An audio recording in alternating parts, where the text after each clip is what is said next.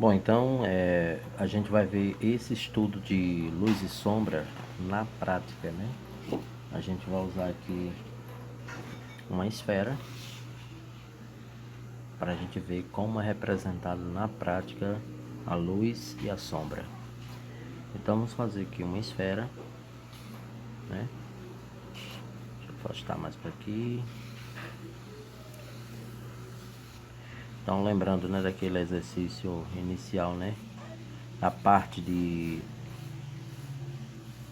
coordenação motora, né? Fazer os sólidos geométricos, né?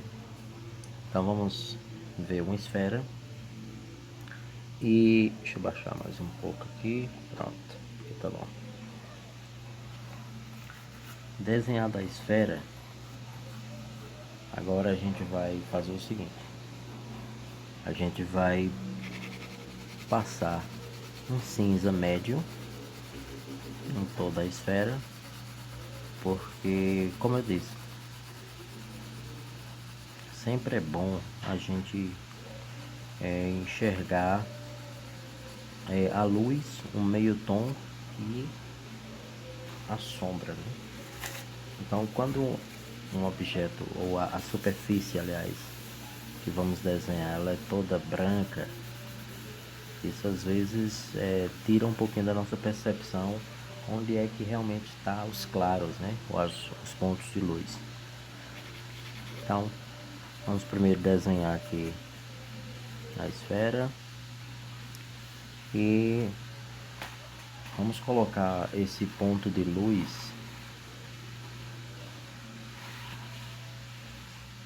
Vamos colocar o ponto de luz vindo desse lado aqui, ó, ok? A luz artificial, no caso. Então a gente vai colocar um feixe de luz pegando aqui, ó, um feixe de luz artificial, né? Que seria talvez uma luminária aqui, ó. Beleza? Só baixar aqui para você subir aqui para vocês verem, né? Seria mais ou menos uma luminária, ok? Pronto. Beleza, então o que é que acontece? Quando a luz ela incide no objeto, toda a área no lado onde a luz incide, né, ou bate diretamente, esse lado ele fica claro e o lado oposto do objeto ele fica escuro. Então existem dois tipos de sombras, né? A sombra própria e as sombras próprias e as sombras projetadas. Então toda sombra é resultado de uma luz. Então a luz, ela quando incide sobre um objeto, então ela provoca sombras, né? Então tanto sombras próprias, que a gente vai ver aqui, que é no próprio objeto, como as sombras projetadas, que é a sombra do objeto que é propagada em uma superfície, né? Em que o objeto está, ou objetos que estão em sua volta. Então vamos lá.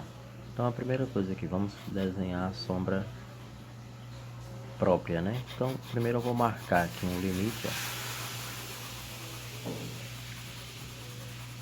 Vou fazendo aqui com um HB,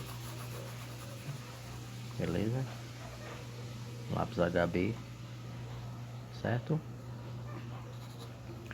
Bem clarinho, e vou começando a marcar aos poucos, né? Começando a marcar aos pouquinhos. Aos poucos eu vou escurecendo.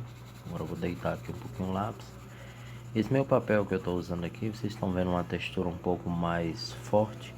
É porque é um papel 300 gramas, né, para aquarela. Então ele é um papel bem texturizado e é bem grosso, 300 gramas, né?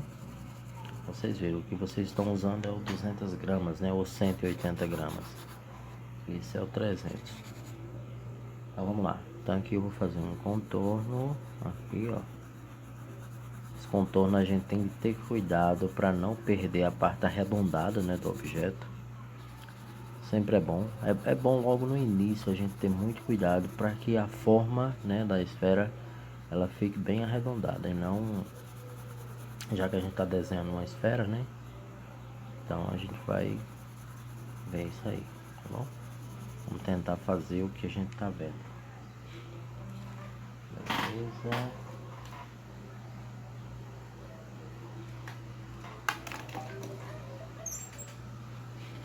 Ok, ainda tô com HB, certo? Ainda estou com HB.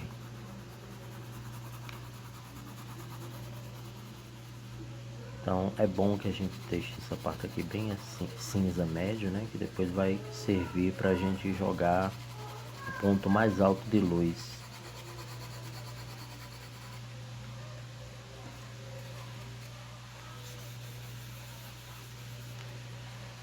Então agora a gente pode pegar um lápis mais escuro, né? Talvez um 2B, para ir escurecendo aos pouquinhos, aos poucos, né? Vou pegar aqui o 2B.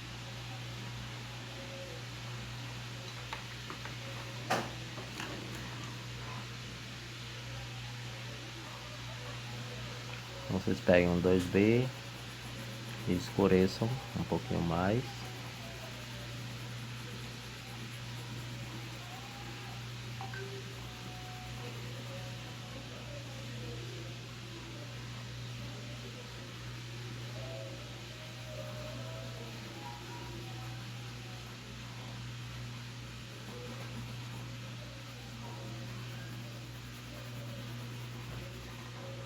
Essa parte aqui a gente vai escurecer um pouquinho mais, ó.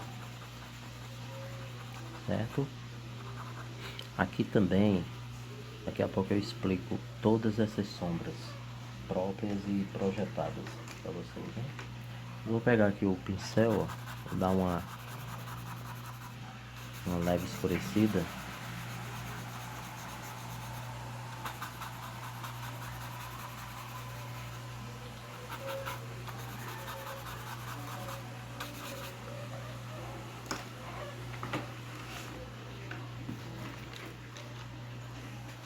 Deixa eu pegar aqui o espuminha.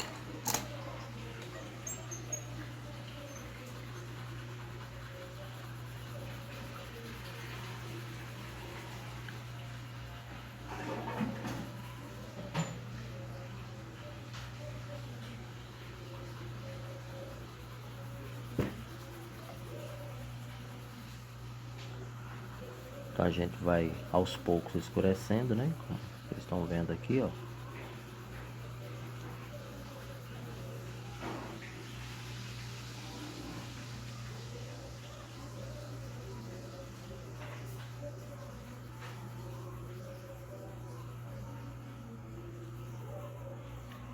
A gente vai escurecendo. Aí pode pegar um lápis mais escuro agora.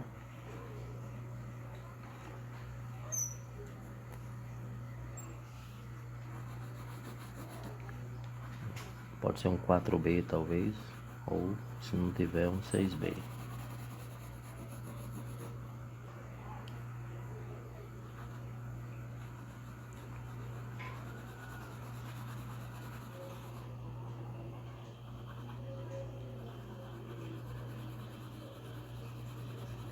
Então, nota que agora a gente vai escurecendo mais. Essa parte aqui é um contraste entre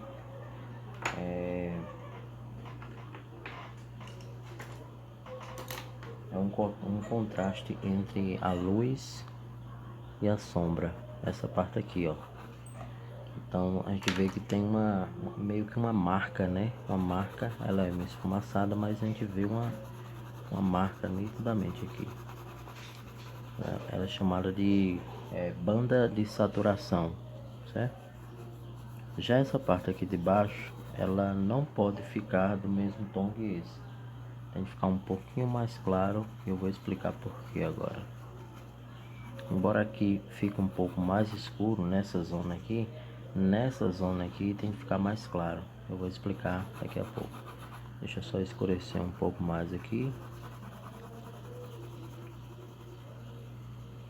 E é interessante o seguinte, quanto mais forte for a luz e estiver mais próximo do objeto, Então vai haver um contraste maior, né? Certo? Quanto mais forte for a luz, estiver mais perto do objeto, vai haver um contraste maior de sombra, então a gente deixa mais escuro. Então nesse ponto a gente escurece mais e aqui deixa um pouco mais claro, né? É importante também que a gente possa deixar um pouquinho acinzentado aqui fora, né? É bom deixar um pouquinho acinzentado aqui fora, para que depois a gente enxergue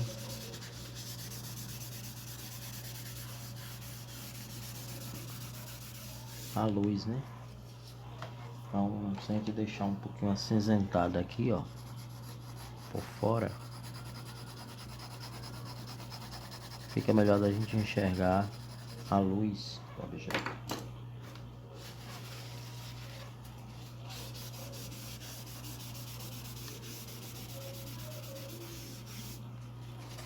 Então, quando a gente, por exemplo, pegar a borracha, então quando a gente passar a borracha aqui, ó, o branco vai aparecer mais, certo? Então esse é o ponto mais alto de brilho, né, de luz no objeto. Então a gente deixa essa parte aqui mais iluminada. Essa parte aqui também é iluminada, eu vou explicar por quê daqui a pouco. Primeiro vamos fazer aqui a sombra projetada.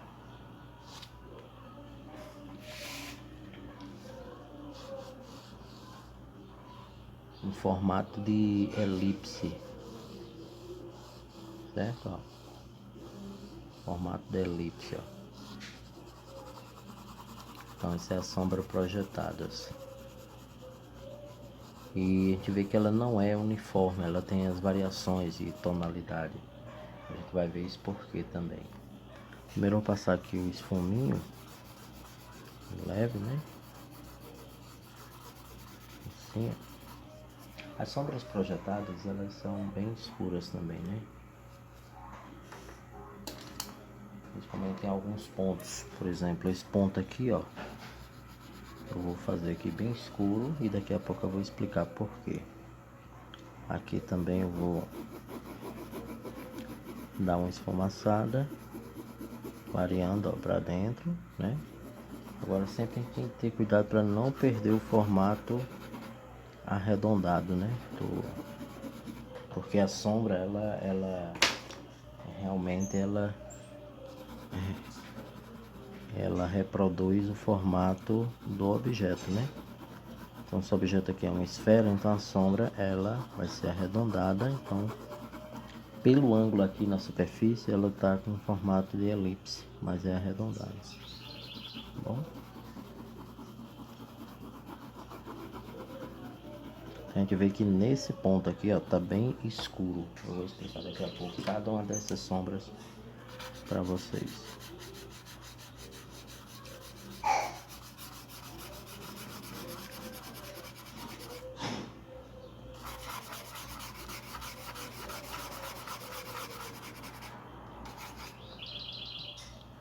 Beleza. Principalmente nesse ponto aqui, a gente tem que escurecer bem mais, ó. Deixar bem escuro mesmo, bem profundo, né? Certo? Então, por que esse ponto aqui ele fica bem mais escuro que os demais? É o seguinte, deixa eu concluir aqui. Pronto. E deixa eu dar uma ajeitada aqui na elipse, né? Que ela tá um pouco fora de forma, né? Vai ficar mais arredondada.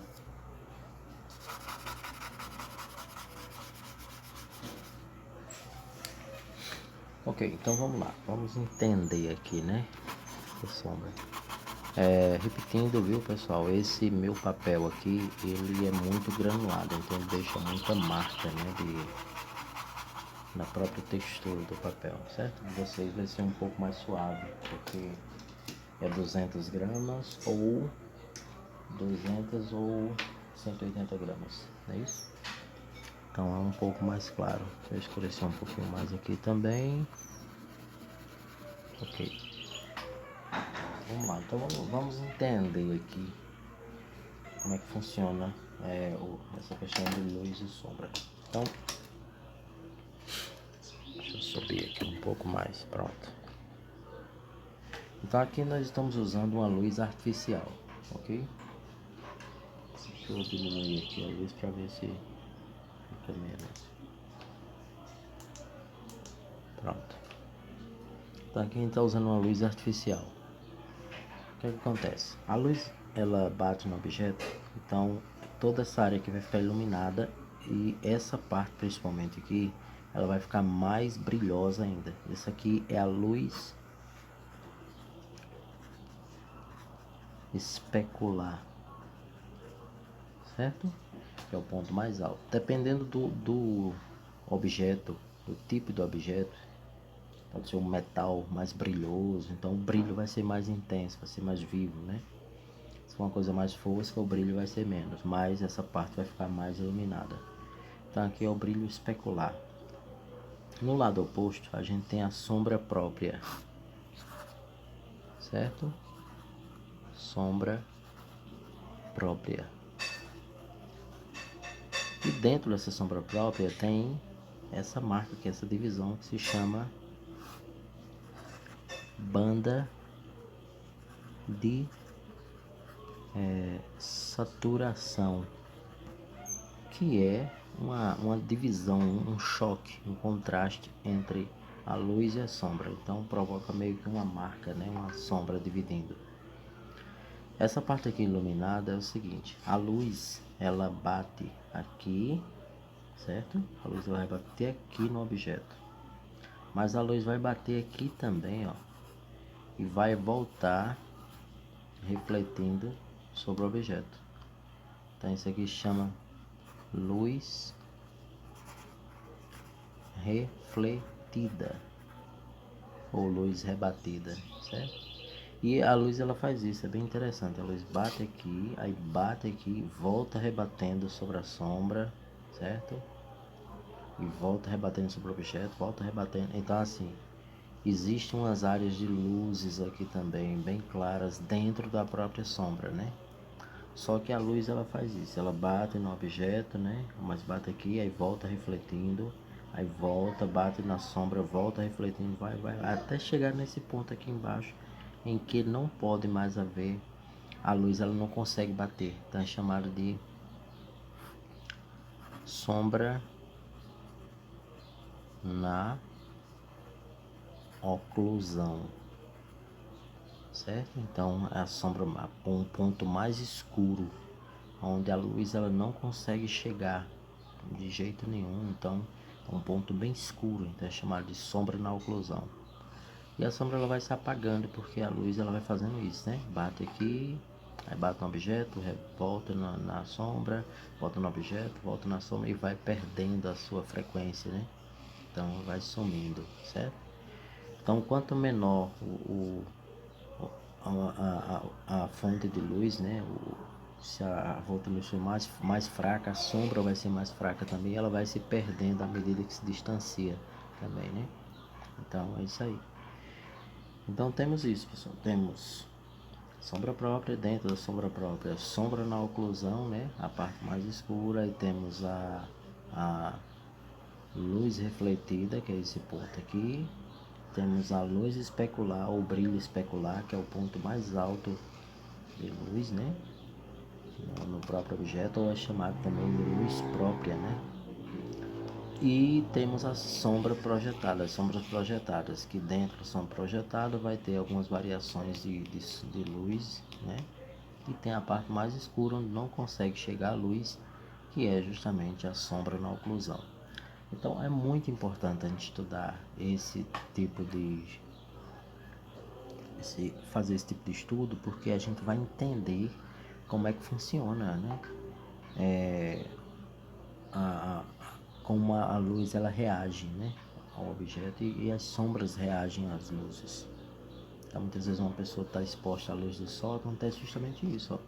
A luz ela bate por cima, vindo sempre de um lado, né, a luz do sol, E sim, tem um detalhe, a luz do sol, a luz ela vem unidirecional, não é isso? Porque as luzes vêm para a Terra de forma paralela. Já nas luzes artificiais, elas podem vir de vários pontos, né, diferentes. Então a luz do sol, por exemplo, bate numa pessoa, né? Então ela bate aqui, um lado, por exemplo, por cima, ela bate na superfície, no solo e volta refletindo para cima. Então os pontos de baixo, assim, de queixo, de nariz, de... Então a gente tem que ver quais são os volumes, né, da parte de baixo que serão iluminados. Tudo isso a gente precisa entender para saber realmente desenhar bem, ou quando estiver fazendo pintura, também pintar bem. Então esse princípio aqui é muito importante. Aí eu vou mandar outros gráficos para vocês estudarem também, que é a sombra em outros objetos, certo? Como o cone, o cilindro, né? O paralelepípedo. Então a gente tem de ver como é que se comporta a luz nesses objetos e como as sombras são projetadas e as sombras como são realizadas nesse tipo de objeto, tá bom? Então é muito importante a gente entender, porque depois que a gente for desenhar olho, como esse aqui, ó, tá vendo? Feito numa aula, então a gente vai entender como é que funciona todo esse processo aqui de iluminação, tá? Fazer boca e tal, então a gente vai ver que tudo vai depender desse estudo de luz e sombra. Tem um desenho aqui que mostra isso, ó, certo? Então a luz ela tá vindo de um lado, mas a gente tem que observar onde é que tem os volumes, né? De esfera, né? A luz vem de uma esfera aqui, ó, o globo ocular, tá vendo? A luz está vindo desse lado, o outro lado todo, a maçã do rosto é uma esfera, o queixo é uma esfera, ponta de nariz, esfera, a outra maçã. Então assim, é importante, aqui ó, já o braço, o cilindro, a gente vê que aqui tá vindo uma contraluz, né? Por isso que esse lado tá mais claro, aqui tá, a luz ela tá batendo aqui, mas tá batendo aqui e voltando, refletindo aqui no objeto. Então assim, esse fundamento ele funciona para tudo. É importante que a gente treine várias vezes. Eu vou mandar também fotos da esfera, a luz batendo de vários ângulos, né? Porque é bom que vocês façam a luz batendo de um lado, batendo por cima, batendo do outro lado, né? Batendo de um lado e vindo uma contra-luz, né? Uma luz por trás. Então é importante fazer esses estudos e dominar essa parte primeiro que a gente viu, né? Que é a parte de degradê, né? Degradê linear, né? Quanto mais a gente dominar essa parte aqui, a gente vai, quando pegar desenhos mais complicados, a gente vai saber se sobressair melhor, tá bom? Então, bom estudo para vocês. Então vamos aplicar aquilo que aprendemos na esfera nesse desenho de uma xícara. Então note que do mesmo jeito como foi feito na esfera, né? Quando a luz bate de um lado no objeto, na parte externa da xícara, o lado oposto tem uma sombra própria. Note que também na asa, o lado onde recebe luz, no lado oposto tem a sombra. Agora na parte interna, aliás, de dentro da xícara é ao contrário. Como é côncava, a luz fica no lado oposto. Notem a sombra projetada do objeto, no lado oposto da luz. E também notamos uma pequena iluminação ali no canto inferior da xícara, onde tem a sombra logo um pouquinho abaixo, que é a luz rebatida. A luz bate no pires e volta refletindo no objeto. Vemos também a sombra projetada do pires, que da xícara. Então, temos aí a mesma aplicação que a gente foi feito na esfera, feita na xícara.